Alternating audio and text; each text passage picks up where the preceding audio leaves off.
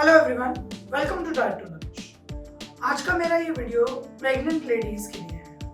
अगर आप कंसीव कर चुके हैं या अगर आप प्लानिंग भी कर रहे हो कंसीव करने की, तो ये आपके लिए बहुत इंपॉर्टेंट वीडियो हो सकता है। क्योंकि प्रेगनेंसी से रिलेटेड जो भी डाइटरी मॉडिफिकेशन होते हैं वो सारा हम इस वीडियो में कोशिश करेंगे कवर अप करने की। तो सबसे पहली चीज कि प्रेगनेंसी में न्यूट्रिशन का रिक्वायरमेंट क्या है, क्या क्या इसके फेजेस हैं और क्यों रिक्वायर्ड है कि आप अपना डाइट पे फोकस करें। प्रेगनेंसी को हमने 3 पार्ट्स में मेजरली डिवाइड कर रखा है, which is trimester 1, trimester 2, trimester 3। Her 3 months के टाइम पीरियड को हमने 3 ट्राइमेस्टर में डिवाइड किया हुआ है। हर ट्राइमेस्टर में हमारी बॉडी में कुछ फिजियोलॉजिकल चेंजेस होते हैं, कुछ हार्मोनल चेंजेस होते हैं, कुछ बायोलॉजिकल चेंजेस होते हैं और ये सारे चेंजेस बहुत जल्दी होते हैं। आप इमेजिन नहीं कर सकते कि 9 महीने के अंदर अंदर हमारी बॉडी के अंदर फर्स्ट डे से लेके लास्ट डे तक कितनी ड्रास्टिक चेंजेस होते हैं कि उन चेंजेस को आपको झेलना कभी कभी बहुत मुश्किल भी हो जाता है। लेकिन हमारी बॉडी के अंदर जब ये चेंजेस हो रहे होते हैं तो उसका डायरेक्ट इम्पैक्ट हमारी डाइट पे पड़ता है। यानी कि अगर आप अपना डाइट अच्छा रखो तो आप इस प्रेगनेंसी के कॉम्प्लिकेशंस को कंट्रोल कर सकते हो और इस टाइम पीरियड को थोड़ा कंफर्टेबल बना सकते हैं। मैं ये नहीं कह रही कि अच्छा डाइट लेने से 200% आपको सब कुछ नॉर्मल ही होगा या नॉर्मल डिलीवरी होगी, but why not try it with a healthy diet. आपकी एटलीस्ट कॉम्प्लिकेशंस तो कम हो रहे हैं।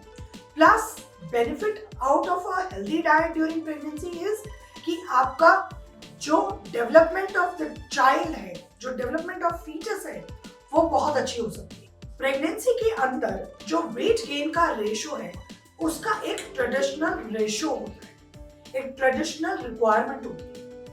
जब भी हम प्रेगनेंसी के वेट गेन की बात करते हैं तो हमें ये देखना होता है कि जिस टाइम पर आपने कंसीव किया उस टाइम पर आपका वेट किस स्टैंडर्ड में था।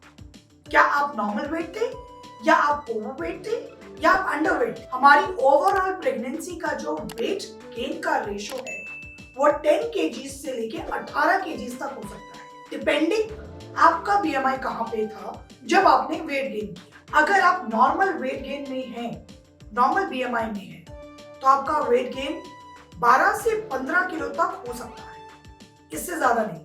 इनफैक्ट 15 किलो भी मत सोचिए, आप 10 से 12 किलो की तरफ जाइए। लेकिन अगर आप अंडरवेट थे तो आपको हो सकता है रिक्वायरमेंट हो 18 kg तक वेट गेन करने की। लेकिन अगर आप ऑलरेडी ओवरवेट हैं तो आप ज्यादा वेट गेन नहीं कर सकते, क्योंकि वो ज्यादा वेट गेन करना मेडिकल टर्म्स में कॉम्प्लिकेशंस क्रिएट कर देगा और फिर प्रेगनेंसी थोड़ी ज्यादा कॉम्प्लिकेटेड हो जाएगी। तब भी मैक्सिमम जो आपका वेट गेन का रेशो होता है वो 10 to 11 kg होता है। That's it.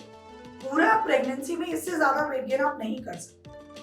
तो अब आप खुद सोचिए कि ट्राइमेस्टर्स के अकॉर्डिंग आपका ग्रोथ रेट क्या होना चाहिए। बिकॉज फर्स्ट ट्राइमेस्टर में ग्रोथ बहुत रैपिड होती है और ग्रोथ बहुत इंपॉर्टेंट होती है। इस टाइम पर आपको ज्यादा वेट गेन यहाँ पर नहीं करना है। आप लेटर प्रेगनेंसीज के पीरियड्स में अपने आप को प्रिपेयर रखिए वेट गेन के लिए, बिकॉज सेकेंड ट्राइमेस्टर और थर्ड ट्राइमेस्टर के बाद एकदम से बॉडी वेट बूस्ट हो। फर्स्ट ट्राइमेस्टर में सिर्फ 1 और 2 kg का weight gain is a good idea. Keeping in your mind कि आपका न्यूट्रिशन बैलेंस। जब हम प्रेगनेंसी की बात करें और न्यूट्रिशन की बात करें तो कुछ फैक्टर्स हैं, क्या क्या इंपॉर्टेंट न्यूट्रिएंट्स हैं जिन पे हमें फोकस करें। आप गायनेकोलॉजिस्ट के पास जाते हैं तो वो मेनली आपको फॉलिक एसिड, कैल्शियम और आयरन टैबलेट्स देते हैं और इसके साथ साथ जो न्यूट्रिशन रिक्वायरमेंट है वो इन टर्म्स ऑफ कैलोरीज भी है। तो रिक्वायरमेंट ऑफ कैलोरीज बढ़ गया, कैल्शियम का बढ़ गया रिक्वायरमेंट, आयरन का और फॉलिक एसिड का बढ़ गया। But please try to understand, अगर कैलोरीज बढ़ रही हैं तो रिक्वायरमेंट आपका प्रोटीन का भी बढ़ रहा है, आपको प्रोटीन भी ज्यादा लेना है। जब आप ज्यादा प्रोटीन लोगे तभी आपकी बच्चे की ग्रोथ अच्छे से हो पाएगी, क्योंकि हर बॉडी का सेल प्रोटीन से ही बनता है। तो अगर आप फर्स्ट ट्राइमेस्टर में हैं, तो अगर आपने अभी कंसीव किया है और आपने ऑलरेडी कैल्शियम, आयरन और फॉलिक एसिड के टैबलेट स्टार्ट कर दी हैं, तो अब आपको मेनली फोकस करना है बाकी के nutrients, which is in terms of either protein healthy fat and calories. अब हम आते हैं कि आपका एक हेल्दी डाइट किस तरीके से स्ट्रक्चर होगा फॉर द एंटायर प्रेगनेंसी। मैं एक डाइट प्लान को डिफरेंट ट्राइमेस्टर में डिवाइड नहीं कर रही हूँ, मैं आपको एक कंपाइल्ड डाइट प्लान बता रही हूँ which you can follow the entire pregnancy पे। ठीक है, तो कुछ हमारे की पॉइंट्स हैं, वो की पॉइंट्स क्या हैं आप बस वो ध्यान रखिए। सो बिकॉज हमारी कैलोरीज की रिक्वायरमेंट ज्यादा है, आपके नंबर ऑफ मील्स बढ़ने चाहिए, ना कि आपका पोर्शन साइज बढ़ना चाहिए। आपको इस बात का ध्यान रखना है कि नॉर्मली अगर आप दिन में 3 बार खा रहे हो तो प्रेगनेंसी के टाइम पर आप कम से कम 5 बार खाओ। Try to increase the frequency at every 2 to 3 hours. That is a smart idea. तो try to consume more healthy foods while every few intervals. ये आपके लिए स्मार्ट आइडिया। एक और बहुत इंपॉर्टेंट फैक्टर जो आपको शायद किसी भी किताब में नहीं मिलेगा, वो ये कि उठने के 10 मिनट के अंदर अंदर आपको पहला अपना फूड इंटेक ले लेना चाहिए। अब आप इमेजिन कीजिए कि ये आपके मेटाबॉलिज्म के लिए कितना इंपॉर्टेंट है कि आप प्रेगनेंसी फेज में हैं and when you wake up in the morning 10 minute के अंदर अंदर आप कुछ भी ले लें। इट कैन बी एनीथिंग, हल्का फुल्का कुछ भी, बट ये आपके लिए बहुत इंपॉर्टेंट है कि आप अपना हेल्दी ब्रेकफास्ट टाइम पर ले रहे हैं, साथ साथ उससे पहले आप कुछ हल्का फुल्का खाकर अपना दिन का शुरुआत करें। बट सारी की सारी calories in terms of carbohydrate लाना जरूरी नहीं है। आप अपनी कैलोरीज में ज्यादा से ज्यादा प्रोटीन पे फोकस करें, प्रोटीन रिसोर्सेज बढ़ाइए अपनी। जब आप प्रोटीन बढ़ाओगे तो ग्रोथ बहुत अच्छी आएगी, बच्चे की ग्रोथ बहुत अच्छी आएगी। प्लस एक बहुत बहुत इंपॉर्टेंट फैक्टर, अगर आप अपना सारा एनर्जी सोर्स प्रोटीन से ले रहे हो तो बच्चे की ग्रोथ तो बहुत अच्छे से नॉर्मल होगी, लेकिन आपका वेट नहीं बढ़ेगा, मतलब नेगेटिव तरीके से नहीं बढ़ेगा। अगर आप ओवरवेट हैं और आप अपनी डेवलपमेंट नॉर्मल चाहते हैं तो आप अपना पूरा डाइट प्रोटीन पे फोकस करो, बच्चे की ग्रोथ सब नॉर्मल होगी और आपको ओवरवेट वाली सिचुएशन नहीं होगी। सो प्रोटीन सोर्सेज के तौर पे low fat dairy products which is very important, क्योंकि उनसे आपको कैल्शियम भी मिल रहा है।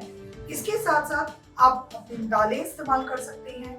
अगर आप नॉनवेज खाते हैं तो आप eggs, chicken, fish in a healthy way इन सारी चीजों को कंज्यूम कर सकते हैं। एक और बहुत इंपॉर्टेंट न्यूट्रिएंट है other than calcium and iron is your healthy fat. हमारी बॉडी में जब ओमेगा 3 बैलेंस में आता है, वो ओमेगा 3 बच्चे की ब्रेन डेवलपमेंट में हेल्प करता है। तो आपको टेक्निकली ओमेगा 3 पे फोकस करने के लिए हेल्दी फैट कंज्यूम करना बहुत इंपॉर्टेंट। हेल्दी फैट का सबसे अच्छा रिसोर्स है आपके dry fruit. So you can consume a lot of almonds, walnuts, peanuts to compensate your fat percentage requirement. ये कुछ पॉजिटिव फैट्स हैं, बजाय कि ऑयली खाना खाने के फोकस करने के आप हेल्दी फैट पे जब फोकस करोगे तो ग्रोथ भी बहुत अच्छी होगी, डेवलपमेंट भी बहुत अच्छी होगी, प्लस आपको बाद में रिकवरी में प्रॉब्लम नहीं है। इसके साथ साथ एक और बहुत इंपॉर्टेंट न्यूट्रिएंट है vitamins, and of course vitamins is incomplete without the minerals. तो विटामिन्स एंड मिनरल्स पे फोकस करना है अगर, तो फ्रूट्स एंड वेजिटेबल्स पे फोकस करना पड़ेगा। Try to consume a lot of fruits and vegetables in your diet and multiple variety of course. एक ही तरीके का फ्रूट खाना पसंद करते हैं तो वो चीज लिमिटेड हो जाती है। आप जब इस तरीके का डाइट फॉलो कर रहे हो या कोई पर्टिकुलर फूड बार बार रिपीट कर रहे हो तो आपका बैलेंस डाइट नहीं बनता।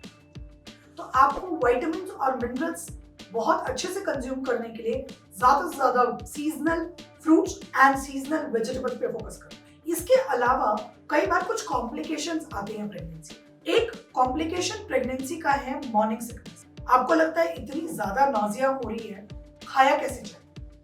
तो उसके लिए भी कुछ ट्रिक्स होते हैं। तो सबसे पहला ट्रिक नॉजिया को कंट्रोल करने के लिए वो ये कि आप फ्लूइड उस टाइम पर ना लें जिस टाइप आप नॉजिएटिव फील करते हैं। जब आपको नॉजिया फील हो रहा है तब आप उस टाइम पे पानी पीना, नींबू पानी पीना, इसको अगर अवॉइड करोगे तो वॉमिटिंग नहीं होगी। At the end of the day you will be able to consume more healthy foods. इसी तरीके से कॉम्प्लिकेशंस में आता है कॉन्स्टिपेशन, ब्लोटिंग।